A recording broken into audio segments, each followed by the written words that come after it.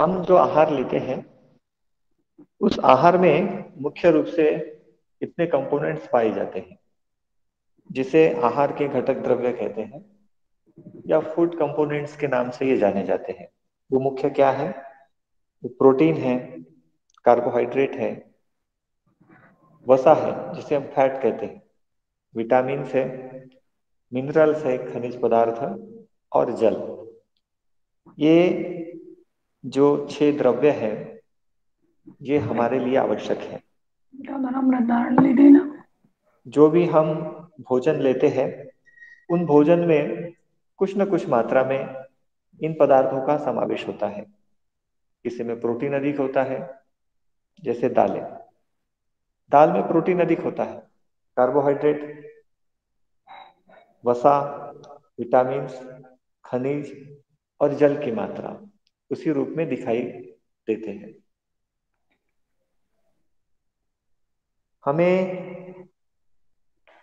Anatomy और physiology में इतना ज्ञान हो चुका है कि यदि शरीर में इन तत्वों की कमी हो जाए या अधिक हो जाए तो रोग उत्पन्न हो जाते हैं।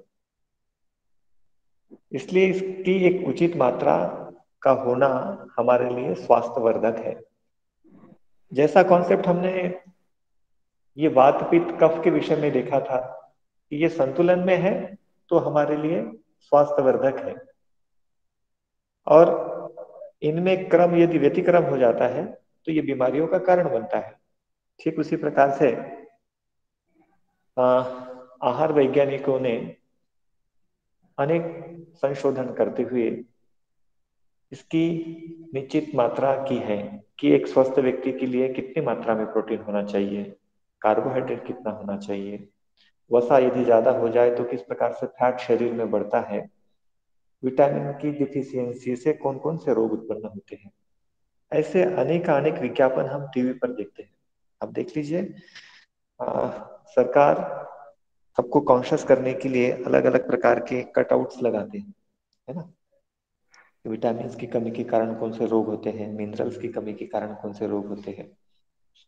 ऐसे अनेक अनेक तरीकों से वो हमको क्या करती है, कॉन्शियस करती रहती है, सचेत करती रहती है।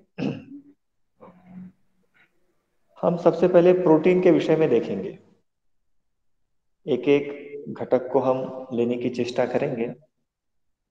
ये जो छह कंपोनेंट है, इन छह कंपोनेंट से हमें ऊष्मा भी प्राप्त होती है और ऊर्जा भी प्राप्त होती है।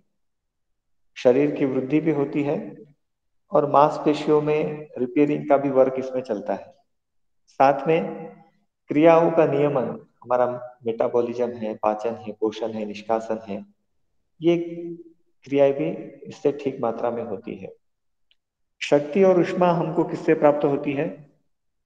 ये जो तीन पदार्थ है ऊपर, प्रोटीन, कार्बोहाइड्रेट और वसा, इससे हमको शक्ति भी मिलती है और ऊष्मा भी मिलती है। शरीर की वृद्धि के लिए और क्षतिपूर्ति के लिए कौन आवश्यक है? तो प्रोटीन, जल और खनिज लवण, इसके प्रमुख नाम आते इसमें। शरीर की क्रियाओं का नियमन कौन करता है? शरीर की क्रियाओं का नियमन करता है आपका विटामिन और मिनरल्स। ये दो प्रमुख द्रव्य उसके लिए मुख्य रूप से जिम्मेदार है। तो इस प्रकार से इनकी क्रियाएं होती हैं। उसमें हम सबसे पहले प्रोटीन को देखते हैं। प्रोटीन क्या है?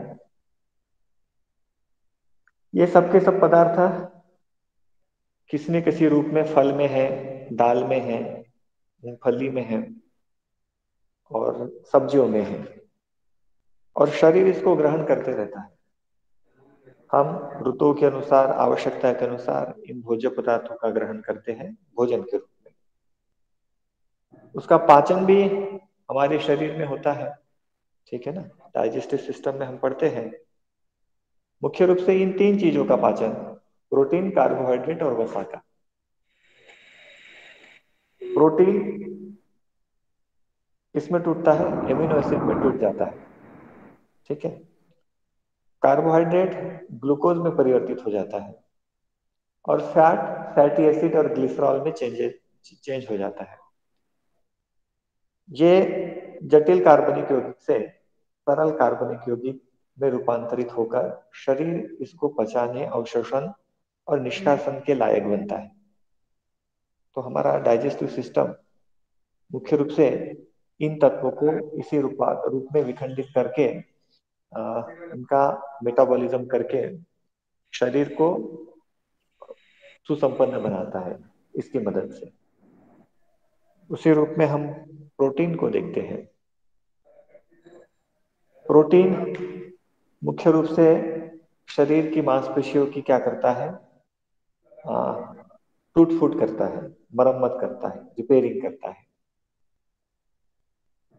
प्रोटीन के स्रोत मुख्य रूप से क्या है, प्रोटीन हमको कहाँ से प्राप्त होती है, ठीक है ना। और प्रोटीन का जो रासायनिक संरचना है, केमिकल स्ट्रक्चर कैसा है, और इसके क्लासिफिकेशन क्या है, वर्गीकरण क्या है, कितनी मात्रा एक स्वस्थ व्यक्ति के लिए प्रोटीन की आवश्यक होती है, और प्रोटीन का शरीर में क्या उपयोग है, क्या बेनिफिट्स है। इन घटकों को, इन बिंदुओं को हम ध्यान में रखते हुए इसका अध्ययन करते हैं। जैसे हमको पता है इसके तो रासायनिक संरचना में कार्बन, हाइड्रोजन और ऑक्सीजन ये होते हैं।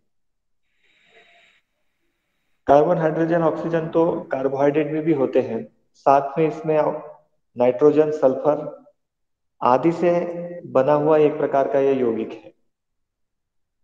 और जिसको हम एमिनो एसिड्स कहते हैं, उसकी एक लंबी चेन बनकर ये प्रोटीन का निर्माण होता है।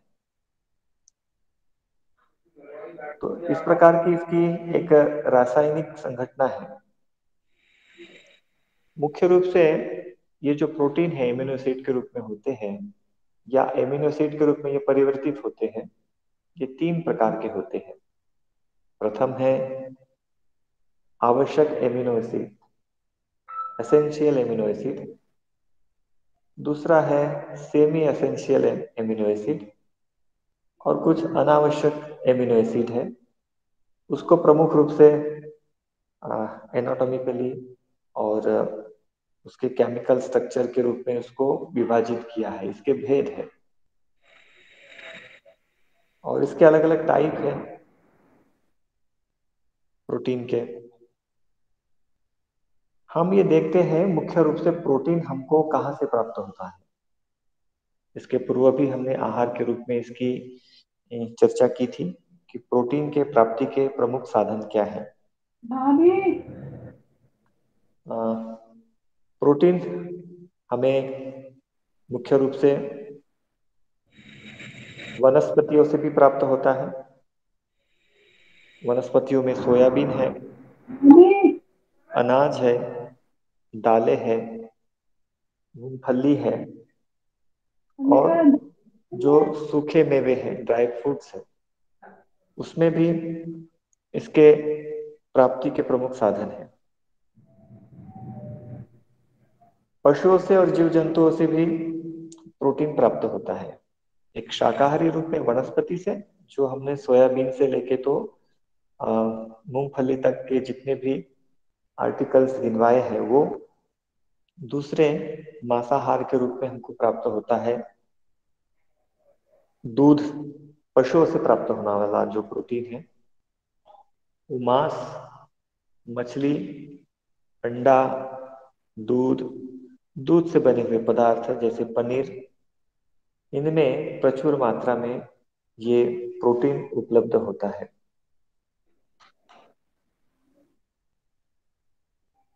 एक स्वस्थ व्यक्ति के लिए जो आहार शास्त्र के अनुसार उसको एक दिन का संपूर्ण कार्य करने के लिए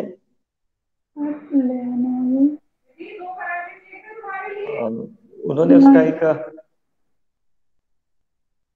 परसेंटेज बताया है कि एक व्यक्ति को उसके भार के अनुसार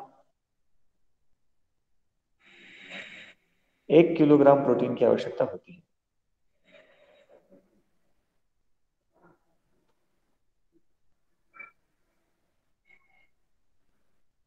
प्रति किलोग्राम पर 1 ग्राम प्रोटीन की आवश्यकता उन्होंने बताई है। वो तो हम दाल आदि से तो उसको प्राप्त कर ही लेते हैं। शरीर में हम इसकी उपयोगिता देखते हैं। प्रोटीन की उपयोगिता शरीर में क्या है?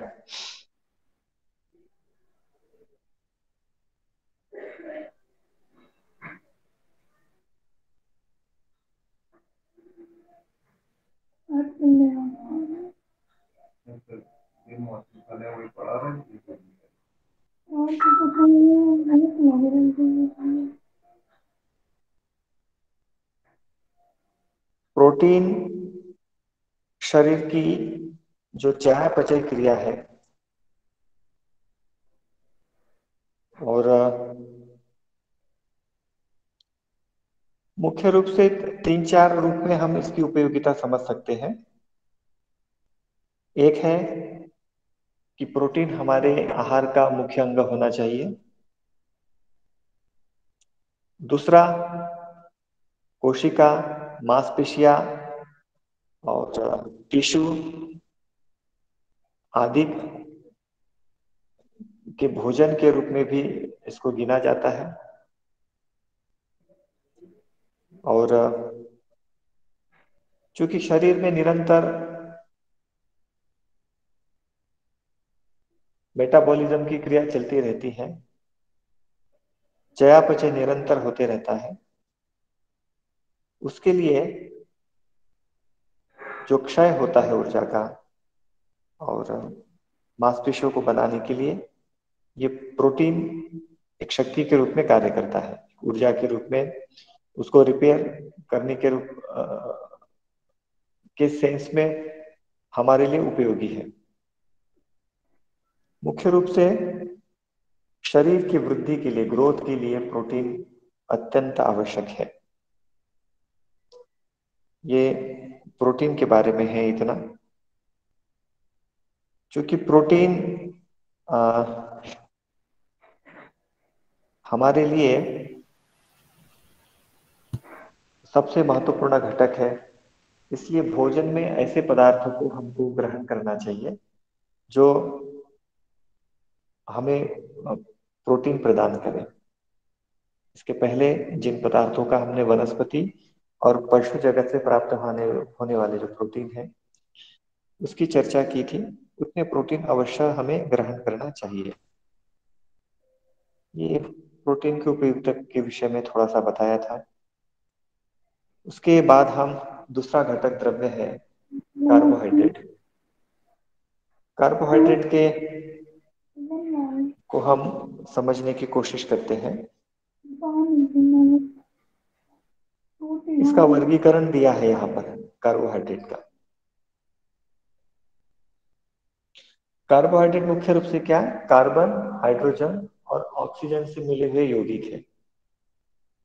ये 3 रूप में पाए जाते हैं: मोनोसेकेराइड, डाइसेकेराइड और पॉलीसेकेराइड्स। ये 3 रूप में इसका हमको अ, वर्गीकरण मुख्य रूप से होता है। मोनोसेकेराइड में ग्लूकोज, फ्रक्टोज और लैक्टोज ये चीजें हैं। डाइसेकेराइड में सुक्रोज है, माल्टोज है, लैक्टोज है। और पॉलीसेकेराइड में स्टार्च, सेलुलोज, ये सब इसके भेद है। ऐसा इसके जो प्राप्ति के स्रोत है वो मुख्य रूप से आ, एक तो शर्करा और दूसरा स्टार्च, इन रूप में हमको ये प्राप्त होते हैं। शर्करा के रूप में हमको शक्कर, गुड़, शहद, किशमिश और जितने भी मीठे फल हैं वो मीठे फल के रूप में ये कार्बोहाइड्रेट हमको मिलते हैं। दूसरा जो स्टार्च है, जैसे गेहूं है, दालें हैं, मैदा है, साबूदाना है और आलू, इसमें कार्बोहाइड्रेट प्रचुर मात्रा में पाया जाता है। दुग्ध शर्करा में भी कार्बोहाइड्रेट होता है। फल, गन्ना, चुकंदर और शहद में भी ये जो कार्बोहाइड्रेट है वो पाया जाता है। वेजिटेबल्स में भी होता है। लगभग एक वयस्क व्यक्ति के लिए 100 ग्राम कार्बोहाइड्रेट की मात्रा निर्धारित की है। इतना कार्बोहाइड्रेट प्रतिदिन के कार्यों के लिए, उसकी ऊर्जा क्षमता की बनाए रखने के लिए आवश्यक है एक व्यक्ति को। इसकी उपयोगिता क्या है शरीर में? शरीर में ये अ, जैसे भोजन का पाचन होता है, तो कार्बोहाइड्रेट ये ग्लूकोज और सरल कार्बनिक यौगिक में परिवर्तित हो जाते हैं और ऊर्जा हमारे शरीर को देते हैं कार्य करने के लिए। क्योंकि इसके रासायनिक संरचना में हमने देखा मुख्य रूप से कार्बन है, हाइड्रोजन है और ऑक्सीजन है। ये कंपाउंड उसमें रूप में रहते हैं और जब इस पर मेटाबॉलिज्म होता है तो ये ग्लूकोज के रूप में परिवर्तित होकर शरीर में ऊर्जा बनाने का काम करते हैं। ग्लाइकोजन के रूप में इसका परिवर्तन होता है। तो इस प्रकार ये ग्लूकोज है, फ्रुक्टोज है, ऐसे सरल कार्बोहाइड्रेट में परिवर्तित होकर शरीर के लिए ऊर्जा देने का काम करते हैं। हम वसा को देखते हैं, इसके बाद फैट को देखते हैं। ये वसा भी हमारे फूड कंपोनेंट का एक मुख्य अवयव है। आप देख लीजिए कि शरीर में अगर मतलब भोजन में यदि वसा ना हो तो ऊर्जा उत्पन्न नहीं होती है। और प्रोटीन और कार्बोहाइड्रेट की तरह भी इसको अ, एक मुख्य घटक के रूप में इसको स्वीकृति मिली है। एक व्यक्ति को प्रतिदिन 1 ग्राम वसा में लगभग 9% कैलोरी की ऊर्जा इसमें प्राप्त होती है, ऐसा एक अनुपात है। और इसके शरीर में हमेशा आवश्यकता बनी रहती है। यदि हम एक्सेस रूप में किसी पदार्थ से वसा लेते हैं तो वो शरीर में जमकर फैट को बढ़ाते हैं। और ये वसा ही है, जब कोई भोज्य पदार्थ हमको मिलता नहीं है तो एक शरीर को चलाने के लिए एक डिपॉजिट ऊर्जा के रूप में ऊर्जा का मतलब शक्ति प्रदान करती है। उसका बर्निंग धीरे धीरे होता है, उसका मेटाबॉलिज्म होता है, तो एक स्टोर एनर्जी के रूप में शरीर को शक्ति पूर्ति का भी ये साधन हमको देती है। इसके इसके मुख्य स्रोत क्या है, कहाँ से हमको वसा मिलता है? वनस्पति तेल है, घी है, दूध है, मक्खन है, पनीर है और पशु जगत है। ये तो हम जानते ही हैं। इतनी सारी चीजों से हमको ये वसा की प्राप्ति होती है। वसा के बाद हम विटामिन को देखते हैं। ये जो विटामिन का चार्ट है, इसमें अलग अलग प्रकार के विटामिन दिए हैं। विटामिन का वर्गीकरण मुख्य रूप से दो रूप में किया गया है। एक जल में घुलनशील विटामिन और दूसरे हैं वसा में घुलनशील विटामिन।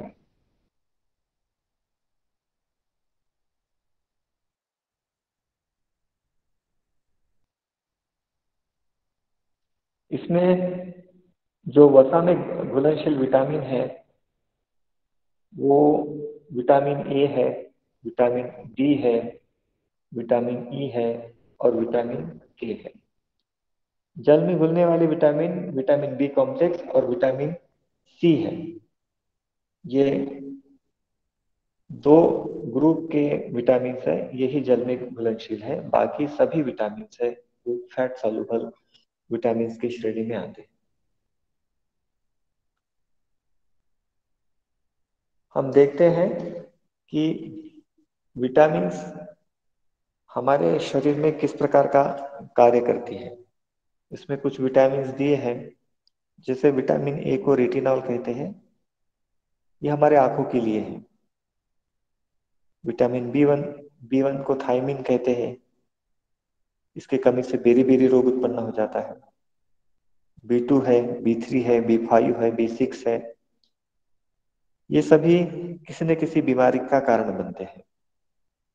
जैसे बी टू की कमी से इन्होंने कहा है कि चमड़ी का सफेद हो जाना, बी थ्री की कमी से चर्मग्राह हो जाना, बी फाइव की कमी से चमड़ी का फटना, बी सिक्स की कमी से त्वचा रोग और रक्त की कमी, और बायोटीन से लकवा, शरीर में दर्द बना रहना, बालों का गिरना, और बी 9 फोलिक अम्ल से खून की कमी, और बी 12 से पीलिया और रक्त अल्पता जैसे रोग हो जाते हैं।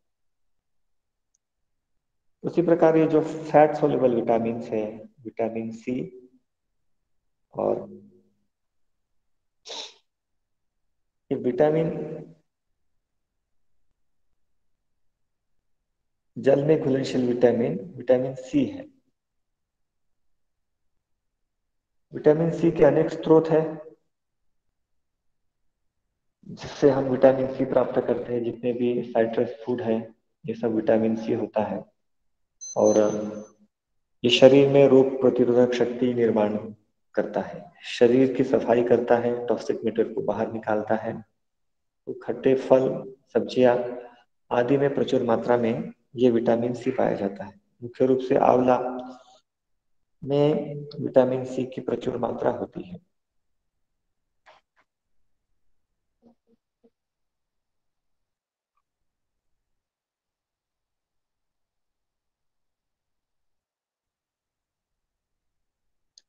विटामिन सी एक प्रकार के आ, कार्बनिक पदार्थ ही है, और ये हमारे लिए रोग प्रतिरोधक क्षमता का निर्माण करते हैं और अनेक प्रकार की बीमारियों से शक्ति हमको लड़ने की ये प्रदान करता है और रोगों की रोकथाम करता है। क्योंकि ये जितने भी विटामिन हैं, चाहे वो फैट सॉल्युबल विटामिन हो, चाहे वो वाटर सॉल्युबल विटामिन हो, इसकी कमी निरंतर शरीर में होती रहती है। क्योंकि ये स्थायी तत्व तो नहीं है, कोई फैट जैसे नहीं है कि शरीर में जाके रह जाए और स्टोर हो जाए। टूट फूट की वजह से, शरीर को आवश्यक ऊर्जा की वजह से इसकी कमी हो जाती है, जिसकी पूर्ति हम दैनिक दिन भोजन से करते हैं। इसलिए हमको आहार में विशेष ध्यान रखना है और विवेकपूर्ण ऐसा आहार करना है कि जिसमें ये विटामिन रहे। उसको सुरक्षित रखने का भी जिम्मेदारी हमारे पास है कि इसको कैसे पकाएं। अधिक मात्रा में पकाएंगे तो उसका विटामिन नष्ट हो जाएगा। इसलिए उन विधियों को भी हमको सीखना चाहिए कि हम जिससे इनको प्रिजर्व करें और शरीर में अधिक रूप से हम उसको क्या कर सके, सही मात्रा में ले सके। अब नेचुरल तरीके से लेंगे तो वो ठीक है, प्राकृतिक रूप से लेंगे तो वो ठीक है। और जिन लोगों में इनकी कमी हो जाती है तो फूड सप्लीमेंट के रूप में वो लेते हैं, तो उससे बचे। जितना संभव हो सके आप नेचुरल पदार्थ से ही इसको लेने का आप कोशिश करें। वो आपके लिए रोग प्रतिरोधक क्षमता निर्मित करेगा।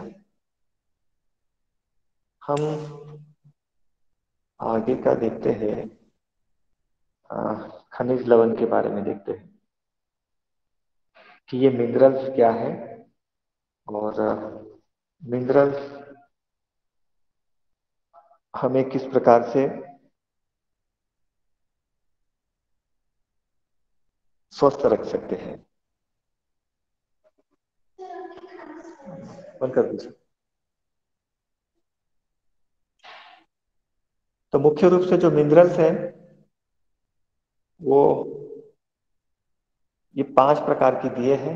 कैल्शियम है, मैग्नीशियम है, फास्फोरस है, पोटेशियम है, सोडियम है। इनके अलावा ये जो आयोडीन है, आयरन है, मैग्नीज है, इनकी आवश्यकता हमको होती है। इसके दो भेद किए गए हैं। एक है एसिड फॉर्मिंग और दूसरा है एल्कलाइन फॉर्मिंग।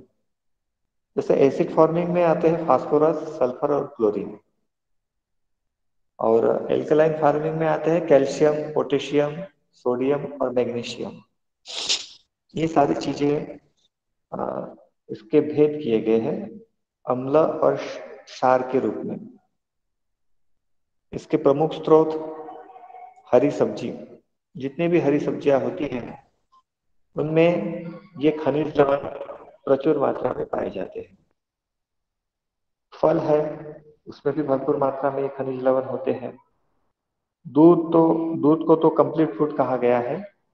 दूध में भी खनिज लवण होते हैं। और अंडा है, मक्खन है, घी है, इसमें भी ये अधिक मात्रा में पाए जाते हैं। ये खनिज लवण हमारे संपूर्ण शरीर का निर्माण करते हैं, वृद्धि करते हैं और शरीर का इलेक्ट्रोलाइट बैलेंस बनाने में ये मददगार होते हैं। अम्ल और क्षार का संतुलन भी ये बनाते हैं और अनेक प्रकार से पाचक रसों को भी ये प्रेरित करते हैं निकालने के लिए कि उससे हम भोजन ठीक प्रकार से पच सके। दूसरा, ग्रोथ के लिए तो ये जिम्मेदार है ही, और अम्ल और क्षार का संतुलन बनाने के लिए आवश्यक है। इस प्रकार ये जो मिनरल्स है हमको रोगों से लड़ने की शक्ति प्रदान करते हैं।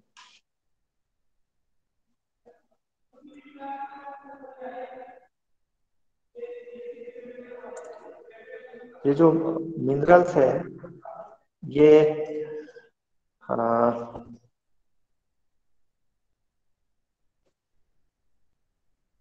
इसकी उपयोगिता हम देखें तो इसके माध्यम से शरीर में पोषक तत्वों का संवहन होता है और शरीर के जितने भी एलिमिनेशन प्रोसेस है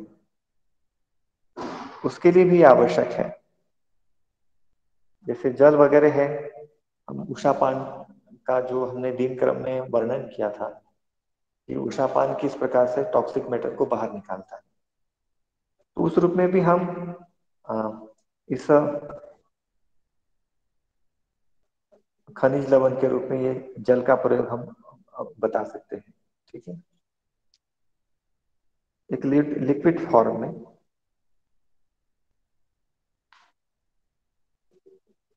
तो मुख्य रूप से हमने इन 6 तत्वों पर दृष्टि डाली है, जिसको हम फूड कंपोनेंट्स कहते हैं। Carbohydrate, protein, fat, vitamin, minerals और जल। जल के विषय में आप जानते हैं कि ढेर सारे जितने भी मिनरल्स है वो सब जल में ही होते हैं और जल हमारी सारी क्रियाओं का निष्पादन करता है। बिना जल के पाचक रसों का संवहन नहीं होता है। भोजन का ठीक प्रकार से काइम बनाने के लिए और शरीर से टॉक्सिक मैटर निकालने के लिए ये जल आवश्यक है। ठीक है, जल के अलग अलग अनेक अनेक प्रयोग है। शीतल जल का शरीर पर अलग प्रभाव पड़ता है, उष्ण जल का अलग अलग प्रभाव हमारी इसमें पड़ता है। हमें मुख्य रूप से इस फूड कंपोनेंट्स में उसके एप्लीकेशन को हम ध्यान में रखते हैं कि एक संतुलित आहार में इसकी क्या उपयोगिता होनी चाहिए।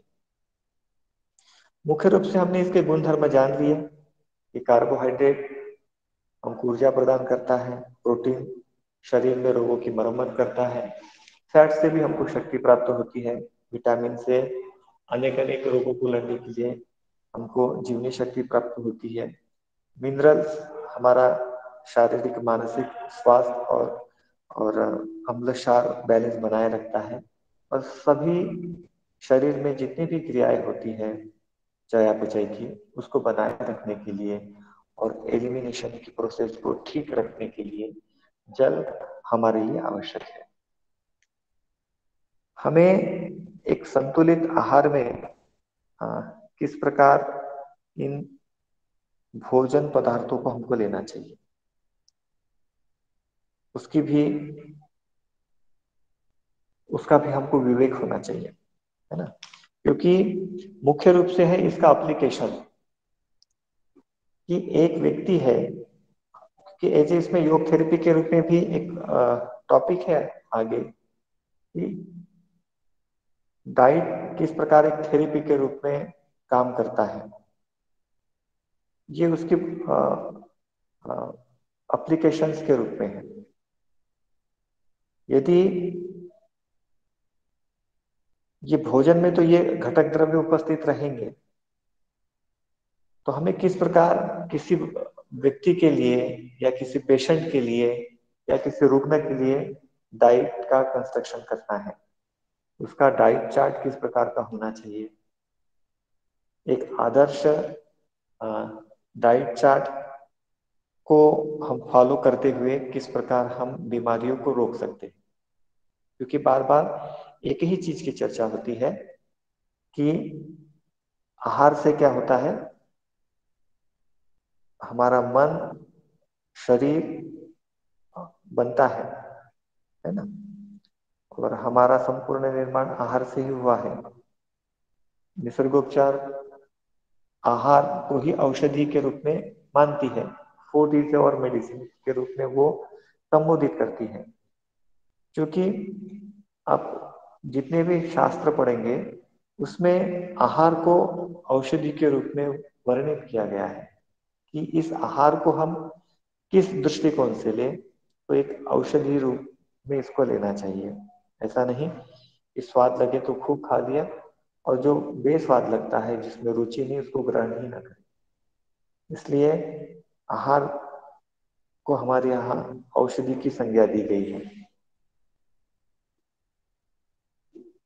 हमने कल तीन प्रकार की डाइट का वर्णन इसमें देखा था। एक है अ, उपचारात्मक आहार। उपचारात्मक आहार की दृष्टि से हमने तीन प्रकार की डाइट दिखा। एक एलिमिनेटिव डाइट देखा था, एक कंस्ट्रक्टिव डाइट देखा था और एक स्मूथिंग डाइट जो शरीर में स्निग्धता निर्माण करती है, जो शरीर में विजातीय द्रव्यों को बाहर करती है, वो एलिमिनेटिव डाइट है। और कंस्ट्रक्टिव डाइट जो हमारे शरीर का निर्माण करती है। ऐसे मुख्य रूप से तीन भेद इसके बनाए गए हैं। तो इन तीन प्रकार की डाइट का हमें उपयोग करके शरीर को बनाना भी है, शरीर को अच्छा भी रखना है और टॉक्सिक मैटर को भी निकालना है। मुख्य रूप से इस डाइट थेरेपी में फूड कंपोनेंट्स को ध्यान में रखते हुए और डाइटेटिक्स के जितने भी सिद्धांत है उसको ध्यान में रखते हुए ये दो प्रकार के खाद्य बनाए गए हैं, एक क्षारधर्मी और एक अम्लधर्मी। ठीक है ना, एक एसिड बेस है और दूसरा कौन सा है, एल्कलाइन। हमारे शरीर में अधिक से अधिक क्षारीय पदार्थ की आवश्यकता होती है कि जिसमें ये क्षार अधिक हो, लवण अधिक हो, खनिज अधिक हो। ऐसे हम प्राकृतिक आहार यदि हम लेते हैं तो ये प्राकृतिक आहार क्या है? शरीर को स्वस्थ रखने का कार्य करते हैं। जैसे सारधर्मी खाद्य पदार्थ कौन से हैं, जिसमें कौन से फल है, सब्जी है, जिसको हम एल्कलाइन कहेंगे? क्योंकि जो रक्त का हमारा संगठन है वो अधिक से अधिक एल्कलाइन है, 80% क्षारीय और 20% अम्लीय। यही आहार का सिद्धांत है। प्रथम हम जो उपचारात्मक आहार में ध्यान में रखते हैं कि 80% हमारा जो आहार है वो क्षारीय होना चाहिए और 20% आहार है वो अम्लीय होना चाहिए। यदि हम इस रेशियो को बिगाड़ते हैं तो शरीर में एसिड बेस इसका संतुलन बिगड़ जाता है और जिसके कारण से अनेक अनेक व्याधियां उत्पन्न हो जाती है। मुख्य रूप से शरीर में जो एसिड उत्पन्न होता है उससे वात संबंधी अनेक बीमारियां उत्पन्न होती है। आपके उदर संबंधित अनेक बीमारियां उत्पन्न होती है, छाले और अपचन, इंडाइजेशन, गैस्ट्रिक और अल्सर जैसी समस्याएं उत्पन्न होती है। इसलिए सारधर्मी हमें भोजन को ग्रहण करना चाहिए। सारधर्मी में सभी ताजे फल है, विशेषकर खट्टे फल है, जैसे नींबू है, संतरा है, मौसम्बी है। इसका प्रयोग सारधर्मी खाद्य पदार्थ के रूप में किया जाता है। ठीक है ना?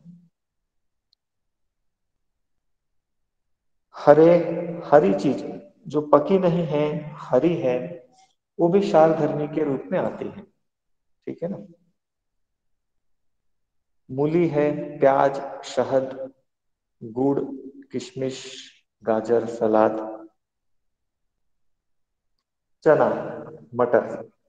लेकिन ये पकने वाले के बाद नहीं, ये हरे रूप में, जब वो ये पकते रहते हैं तो हरे रूप में इसका सेवन करते हैं। तो हरी मटर क्षारीय है, हरे चने क्षारीय है। ये क्षारीय पदार्थ के प्रमुख स्रोत हैं। उसी प्रकार से ये अम्लीय पदार्थ, अम्लीय पदार्थ के रूप में क्या है?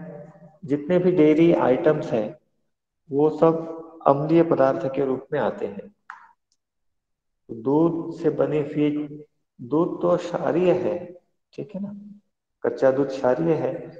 कच्चा, और दूध को हम प्रोसेस करके ढेर सारे उससे पदार्थ बनाते हैं, वो अम्लीय रूप में, अम्लीय श्रेणी में आ जाते हैं। मांस, मछली, अंडा, दूध, पनीर और कॉफी है, ये सारी चीजें, जितने भी चटपटी चीजें हैं, डिब्बाबंद भोजन है, नमक तेल है, ये सब ये सब अम्लीय पदार्थ की श्रेणी में आते हैं। एक संतुलित आहार वह है जिसमें पोषक तत्व सही मात्रा में उपस्थित हो, जिसमें भरपूर मात्रा में एमिनो एसिड्स हो, विटामिन्स हो, खनिज लवण हो, वसा हो, कार्बोहाइड्रेट हो, और उसको हम ठीक प्रकार से अपनी दैनिक जीवन की जो जैविक प्रक्रिया है उसको सुचारू रूप से रखने के लिए हम यूज कर सकें। तो इस प्रकार से ये आहार चिकित्सा विज्ञान में क्षारीय और अम्लीय पदार्थों के आधार पर रुग्ण को आहार दिया जाता है। आहार की मात्रा और एक डाइट चार्ट का प्रारूप हमने कल देखा था कि 4 घटकों में इसको बांटा गया है, 4 स्टेप में है। सुबह का अल्पाहार, दोपहर का भोजन, 4 बजे का अल्पाहार और रात्रि का भोजन। इन 4 टप्पों में, इन 4 स्तर पर हमें फूड लेना है, मील लेना है। सुबह के समय का आपको पता ही है कि सुबह के समय में जो फूड लेते हैं वो शारीर लिए हल्का लें, लिक्विड रूप में लें, रसाहार के रूप में लें, पेय रूप में लें, नेचुरल लें, बहुत अधिक प्रोसेस ना लें, प्रोसेस किया हुआ फूड ना लें। तो अल्पाहार के रूप में ग्रहण करेंगे तो शरीर में वो पाचक रस की उत्पत्ति करता है, और उसका अवशोषण भी ठीक प्रकार से होता है, जिसके कारण से आप जो दोपहर में भोजन लेंगे वो ठीक मात्रा में इसका पाचन होता है।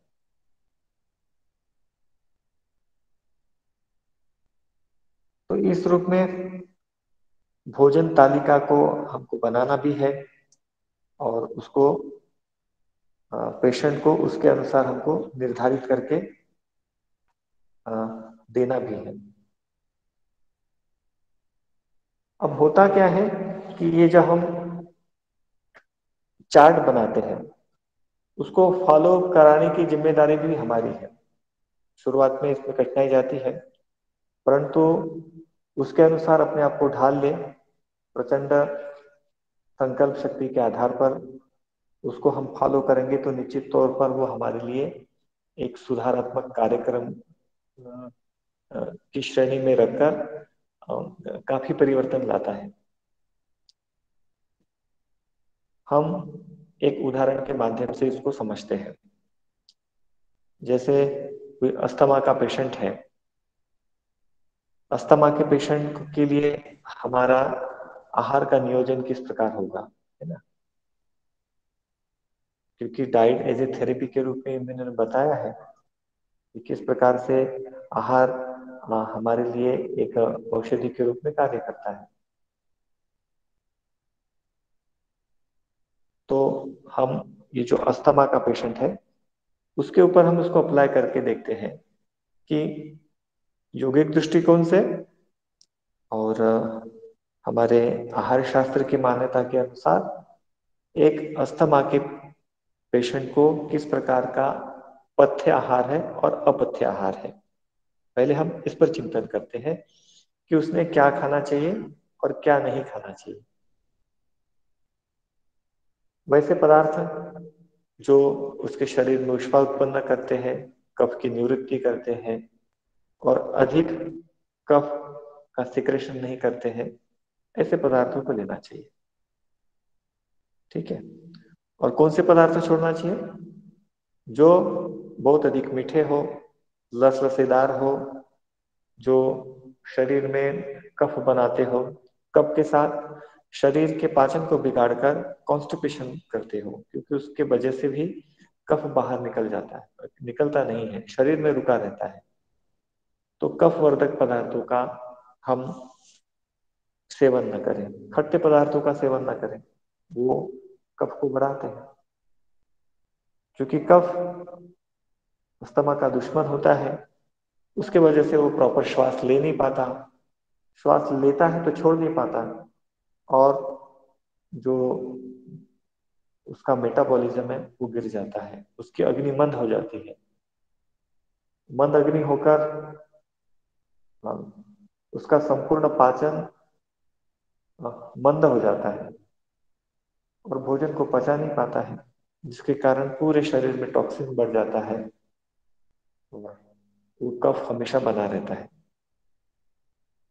इसलिए ऐसे उष्ण पदार्थ का सेवन करें जो कफ की निवृत्ति उसको करता है। उदाहरण के तौर पर हम जल लेते हैं। यदि वो गुनगुना जल पिए तो काफी मात्रा में ये गुनगुना जल कफ की निवृत्ति में सहायक है। ठंडा जल लेंगे तो ठंडा जल उसको नुकसान करेगा। इसलिए ये अस्थमा के पेशेंट को विवेक पूर्वक ध्यान रखते हुए उष्ण जल का मतलब गुनगुने जल का प्रयोग करेंगे संपूर्ण दिन भर में, तो वो कफ उसमें घुलकर तो शौच के माध्यम से निकल जाता है। ये तो हमने जल के बारे में बताया है। वैसे ही अन्य पदार्थ के बारे में उसको ध्यान रखना चाहिए।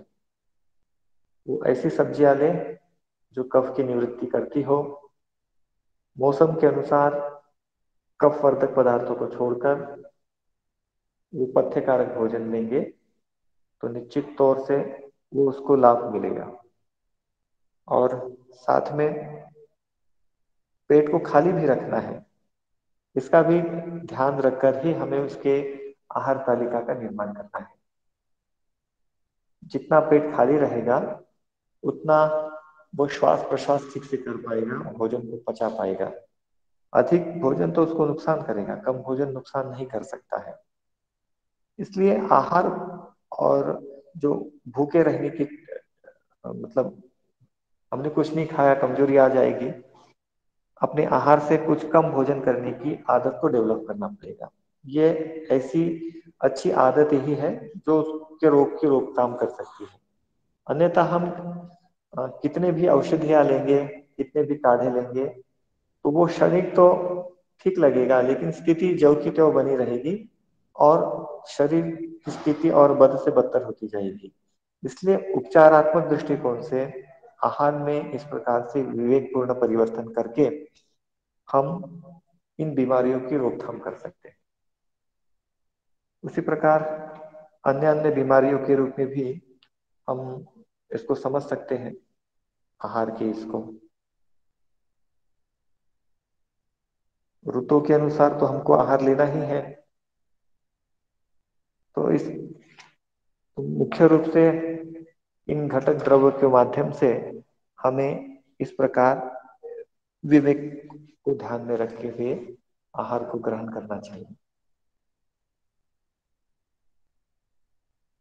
जो आहार विज्ञान की हम बात करते हैं या फिर डाइट एज ए थेरेपी के रूप में हम चर्चा करते हैं, उसमें ढेर सारी संकल्पनाएं हैं। प्रमुख रूप से तीन संकल्पनाएं उसमें पाई जाती है। एक है ये डाइटेटिक्स के आधार पर, अर्थात मॉडर्न क्लासिफिकेशन इसका है कि इसमें आपके डाइट में ये जो 6 पदार्थ हैं ये उपस्थित होने चाहिए। कार्बोहाइड्रेट जितना एक व्यक्ति को प्रतिदिन के लिए आवश्यक है वो होना चाहिए, प्रोटीन होना चाहिए, फैट होना चाहिए और जल होना चाहिए। ये एक कॉन्सेप्ट है। दूसरा कॉन्सेप्ट है ये अम्ल और क्षार का कॉन्सेप्ट। हमने देखा कि भोजन कैसा होना चाहिए, अधिक से अधिक क्षारीय होना चाहिए, अम्लीय कम होना चाहिए।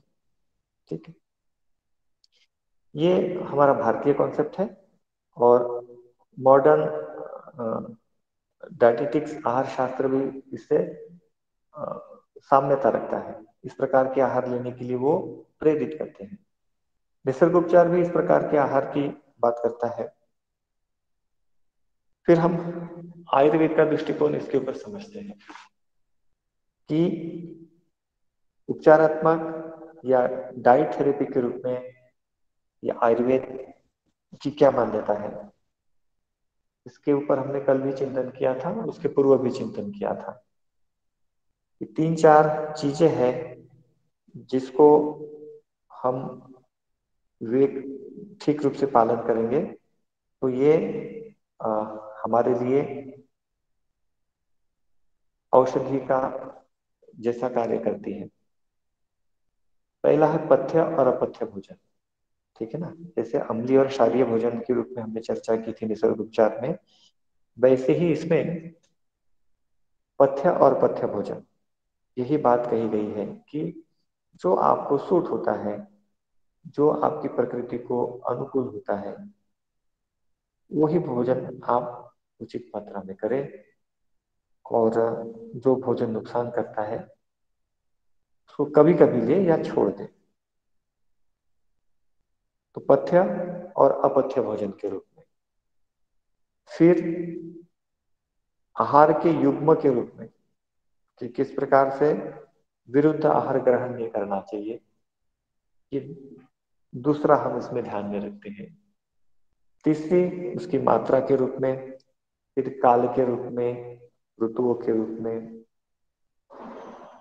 इन बातों का ध्यान में रखते हुए तो संपूर्ण आहार दी जाती है।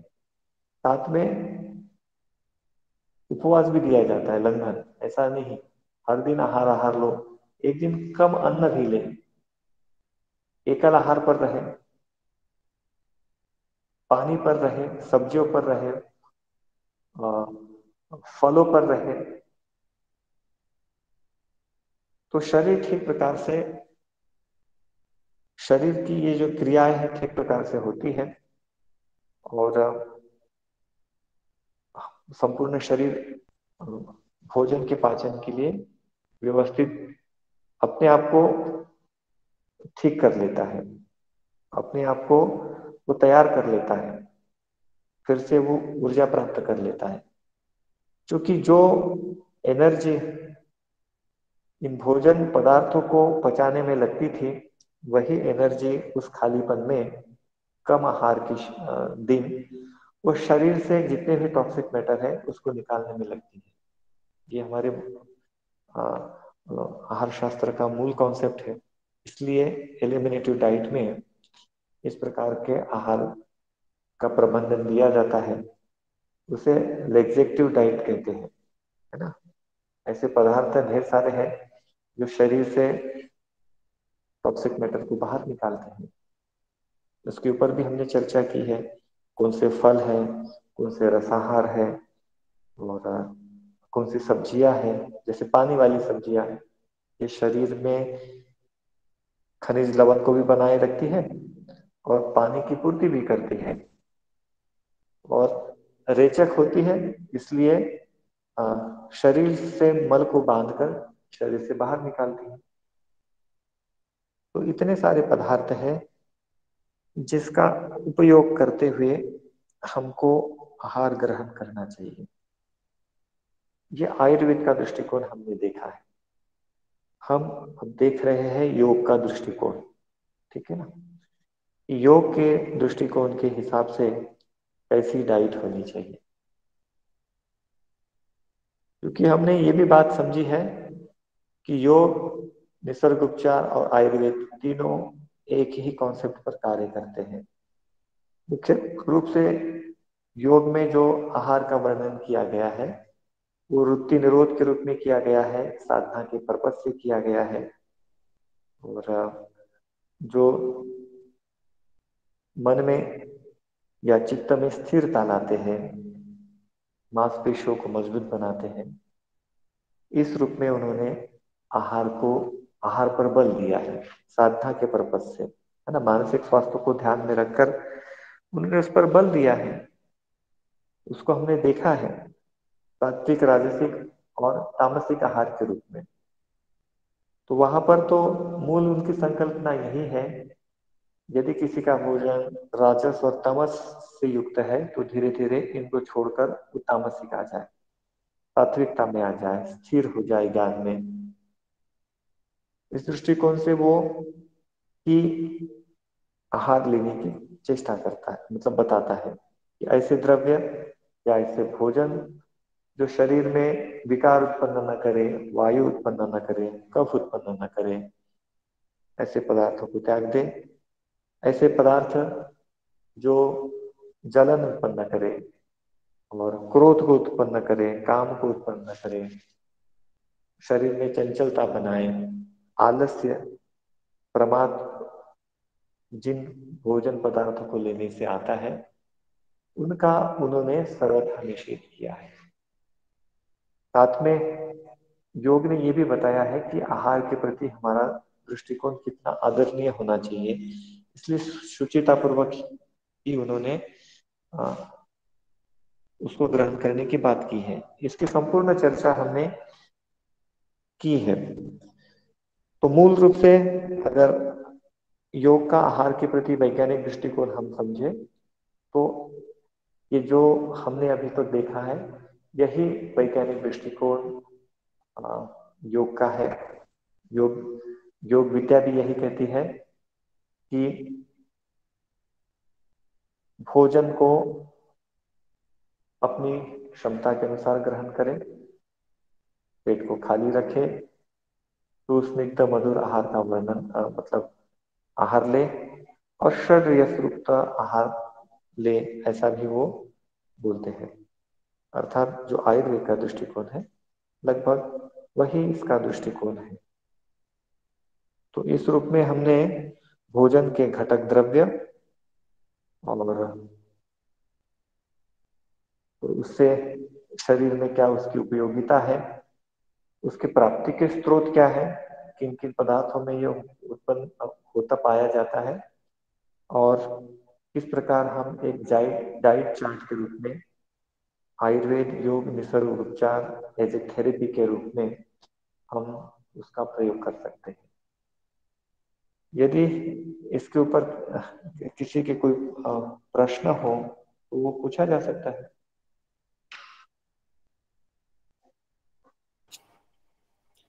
सर।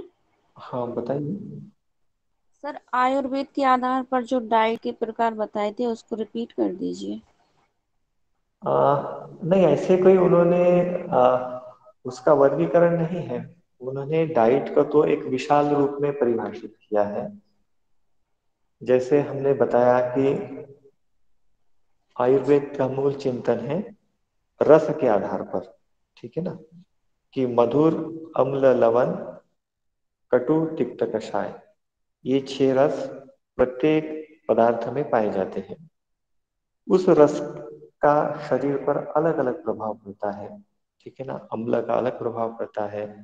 मधुर रस लेने से शरीर की कौन सी धातु ये पुष्ट होती है, क्योंकि वो धातु संकल्पना है, और धातु की वृद्धि और धातु का क्षय उन रस के माध्यम से होता है। इसलिए उन्होंने उनकी जो प्रधान संकल्पना है वह रस से युक्त ही है, वो मूल चिंतन है, ठीक है ना। बात वही पर है। और उसी पदार्थ में कार्बोहाइड्रेट भी होता है, प्रोटीन भी होता है, फैट भी होता है, ठीक है ना।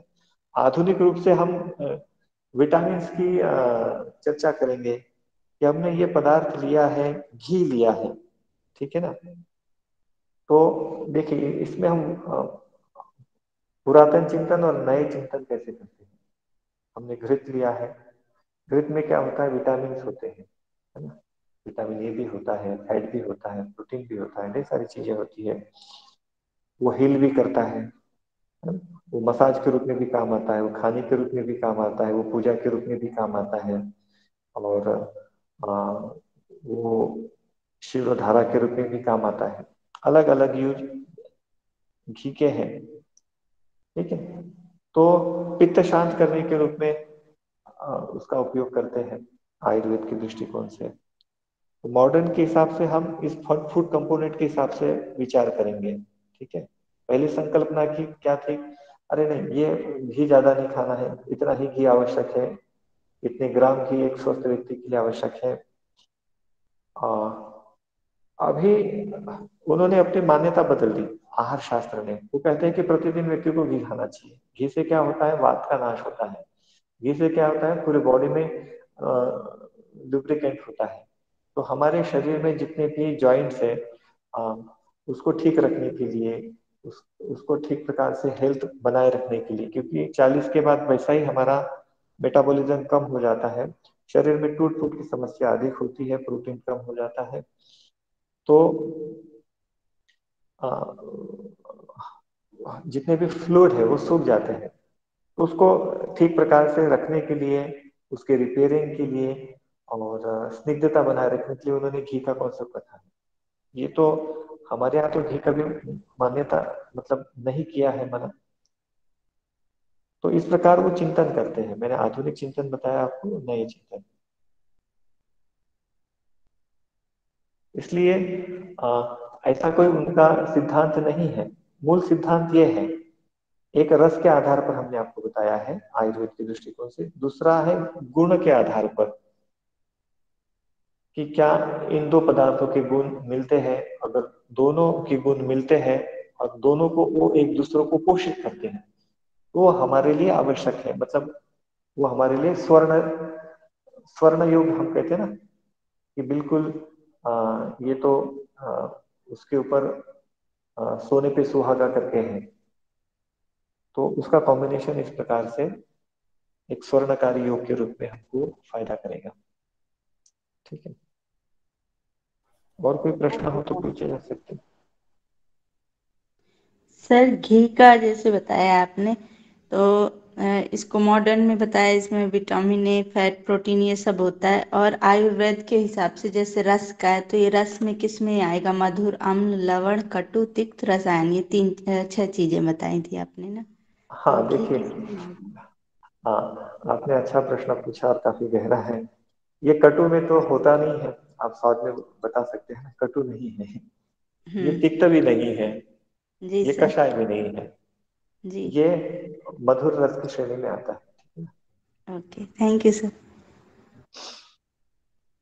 परंतु होता क्या है कि आ, और एक इसमें संकल्पना है, वो ये है कि अलग अलग पदार्थों की भावना देकर इसमें वो प्रॉपर्टी उत्पन्न की जाती है। जैसे तेल है, एक आधार के रूप में हम लेते हैं और अलग अलग प्रकार के तेल का निर्माण करते हैं हम, उसमें वो द्रव्य मिलाकर, जितनी भी वनस्पतियां हैं उसको द्रव्य शब्द से परिभाषित किया गया है।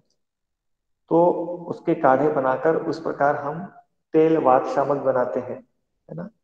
वही ठंडा तेल बनाते हैं, वही त्वचा रोग के लिए बनाते हैं। वैसे ही आयुर्वेद अलग अलग घी का निर्माण करता है, ठीक है ना। जैसे नीम की प्रॉपर्टी अगर घी के साथ लेनी है तो वो उसका उस प्रकार से नीम के बेस का घी बनाता है, ठीक है। और किसी को विरेचन के रूप में चाहिए, पेट साफ करने के लिए चाहिए, तो उस प्रकार का घी, एक पंचतक तक ऐसे अलग अलग प्रकार के घृत बनाने का संकल्पना उसमें है।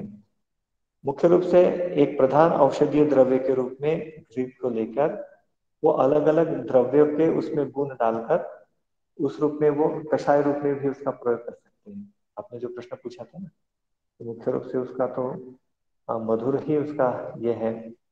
तो कषाय रस की भावना देकर उस प्रकार उसको, उसका भी मतलब कॉम्बिनेशन के साथ वो घी देते हैं।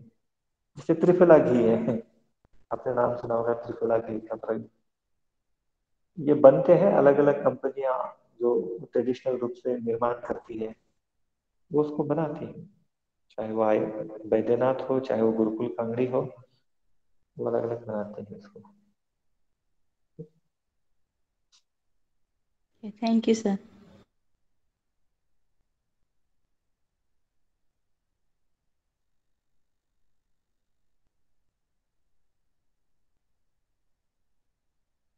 हमारा बताने का उद्देश्य ये था कि ये जो जितने भी सिक्स कंपोनेंट्स हैं उसको आप एनाटॉमी और फिजियोलॉजिकली और अच्छे से पढ़िए, ठीक है ना। जिसको ज्यादा मात्रा में आता है, जैसे एनाटॉमी फिजियोलॉजी का जो टीचर है उसको और अच्छी तरीके से उसके केमिकल स्ट्रक्चर को बता सकता है, उसके क्लासिफिकेशन को बता सकता है।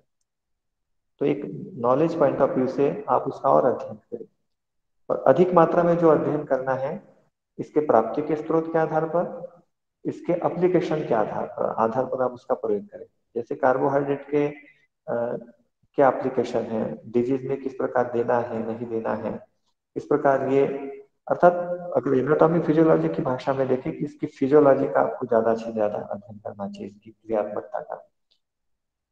वो आपके लिए एक एज ए थेरेपी के रूप में आप उसको कर सकते हैं। और कोई प्रश्न हो तो पूछे जा सकते हैं, क्योंकि हमने इस संपूर्ण कोर्स में यही देखा है, आ, आहार है, आहार शास्त्र है, और फूड कंपोनेंट्स है, और थेरेपी के रूप में उसका प्रयोग है, ठीक है। इस दृष्टिकोण से अगर हम रखें तो उसकी संकल्पना हम दे सकते हैं। और साथ में आप अलग अलग डाइट चार्ट भी देख लीजिए कि बच्चे के लिए किस प्रकार से होंगे, और बूढ़ों के लिए किस प्रकार से होंगे, एक वयस्क लेडी के लिए किस प्रकार से होंगे, और जो ज्येष्ठ नागरिक है 60-70 के आसपास, जरा उसके लिए किस प्रकार से हम डाइट चार्ट दे सकते हैं, क्या क्या चीजें एक स्वस्थ व्यक्ति के लिए आवश्यक है, उसको देखेंगे तो ज्यादा अच्छा रहेगा। क्योंकि आपको एक चिकित्सा के रूप में इसको देना है, तो निश्चित उसके प्रमाण आपको पता होने चाहिए। सर इसके लिए बुक कौन सी अच्छी रहेगी, जैसे आहार शास्त्र के लिए तो एक अनीता जी की करके डाइट एंड न्यूट्रिशन की बुक आती है, वो भी आती सर है। ये जैसे यौगिक चिकित्सा के हिसाब से जो बुक हो। हाँ, यौगिक चिकित्सा के हिसाब से बुक जो हो वो केवल आहार के दृष्टिकोण से, यस सर। डाइट के हिसाब से, तो हाँ डाइट के सर। हिसाब से ऐसी कोई मार्केट में स्पेशल बुक नहीं है। ये भी आपका एक अच्छा प्रश्न है कि किसी ने केवल इसी के ऊपर ही लिखा हो कि जैसे होती है ना कि डायटेटिक्स में ढेर सारी बुक्स मिल जाती है, आयुर्वेद में भी ढेर सारी बुक मिल जाती है, निसर्ग उपचार में भी मिल जाती है, परंतु यौगिक आहार चिकित्सा पद्धति ऐसी कोई उन्होंने किसी ने ऐसा कोई कलेक्शन बनाया नहीं है। तो कुछ बुक्स हैं, जैसे बिहार स्कूल ऑफ योगा की बुक है, उन्होंने कुछ यौगिक आहार का वर्णन उसमें किया है, वो बुक काफी अच्छी है। दूसरी बुक्स है केवलधम लोनावड़ा की, उसमें भी उन्होंने योग चिकित्सा के रूप में जो पथ्य अपथ्य भोजन के वर्णन किया है, उसमें उन्होंने भोजन का वर्णन किया है। और बाकी निसर्गोपचार और आयुर्वेद की बुक्स का आधार लेकर आप इसको ठीक से कर सकते हैं। Thank you sir. क्योंकि हमने देखा है कि योग में मुख्य रूप से क्या है, चित्त को शांत करने के लिए, सत्व प्रधान बनाने के लिए, ध्यान के लिए, समाधि के रूप के प्रयोग के रूप में उसका एप्लीकेशन लिया है ना। आहार तो सब है, लेकिन हमें सिलेक्ट करना है कि अगर हम सैनिक हैं तो आ, बहुत ज्यादा सात्विक आहार से काम चलेगा क्या? आप बताइए, नहीं चलेगा।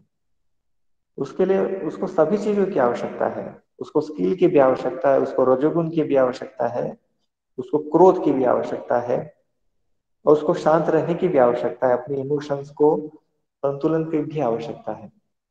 तो एक सैनिक का आहार अलग होगा, एक विद्यार्थी का आहार अलग होगा, एक किसान का आहार अलग होगा, एक रुग्ण का आहार अलग होगा, एक स्त्री का आहार अलग होगा, और एक बीमार व्यक्ति का आहार अलग होगा। ठीक है ना। वो परिस्थिति के ऊपर डिपेंड करता है।